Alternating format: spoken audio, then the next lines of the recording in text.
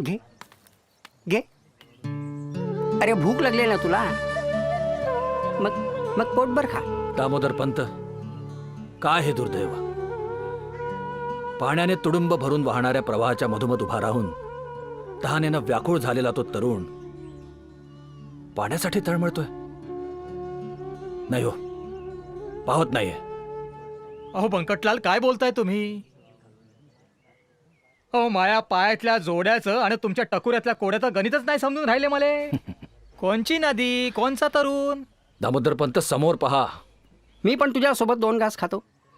अरे तू आणि मी वेगळा का आहे? या भूतलावरची आपण लेकरे सारी. मग भूतदया व्रताला दूर लोटून कसं चालेल?